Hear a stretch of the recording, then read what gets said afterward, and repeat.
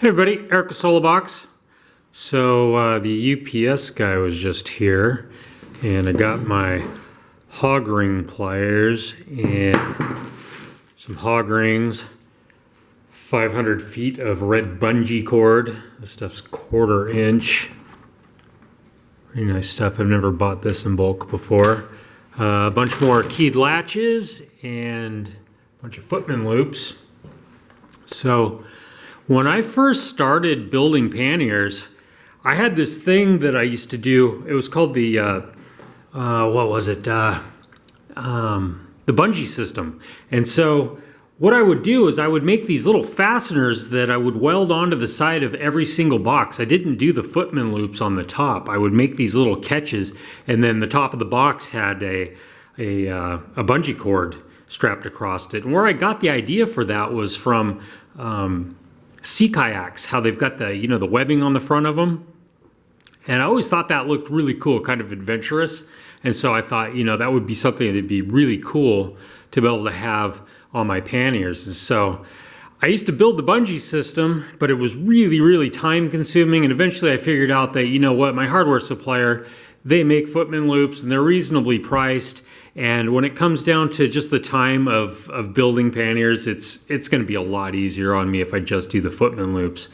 But I've always still really liked the idea of having the bungee webbing on the top of the box.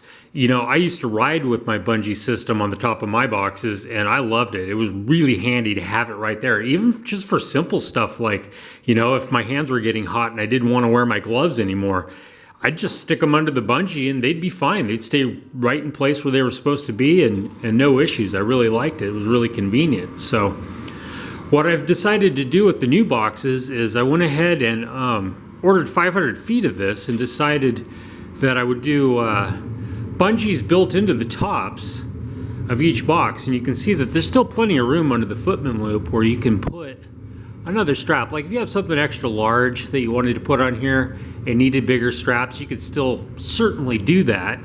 But for stuff like this bag here has my MSR Hubba single man tent in it.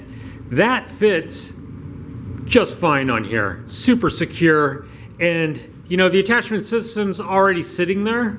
I really like that the red gives the box a real nice pop too. A lot of people don't realize, but Solobox does have company colors, red, black, and white. And that's actually a throwback to a couple of companies that I really admired as a kid. Vision Streetwear and Rock Shocks. Both of their the company emblems or logos are both sort of similar in a way with that red, black, and white look. And so I've always wanted to kind of emulate that with what I do. And so I did do a top box with one too. Not sure I really like it as much on the top box. It's all right. I might try doing the webbing in a different direction. I can have the long ways part going this way. So I might try that. This is the first stuff that I've actually put together with this. Visually, as far as the look is concerned, I really like it. And so turns out that it takes about 42 inches per box to do the bungee stuff on the top of it, but it's not really that big of a deal. 500 feet of this gets me about 71 sets of boxes, and I found a really good buy on this stuff. I was also thinking about maybe color matching. Like this red pops really nice with this bike. I chose the red initially because, like I said, the red, black, and white for my company logo, that's really what I want to go with. But I was also thinking that, I could do these in white, which would still go with that. Black doesn't really have much pop.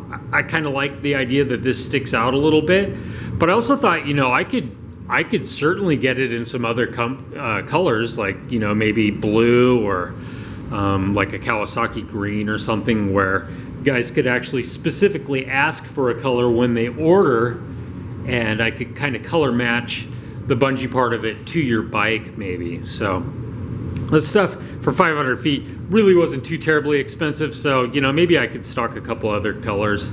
I also looked into the idea of from a safety standpoint, I was thinking that maybe I would get it in like a white reflective would be really cool, because these boxes would really light up at night, which would be good for safety. So that's another thing I'm kind of shopping around for right now too, is I'm thinking about doing some sort of reflective material that these boxes will come with on the back of them. I might do something like that, whereas, you know, other companies on the market, I haven't seen anybody else do anything where they're kind of pushing the safety thing, but I know a lot of my customers actually add that to the back of their boxes after they get them. So I know it's something that guys would like to have.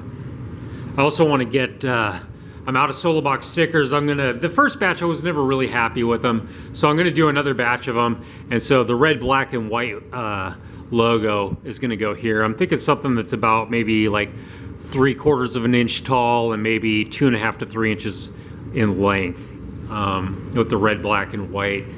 You know, nothing too terribly big. You know, I try to keep it classy. Of course, you guys could probably tell that, right?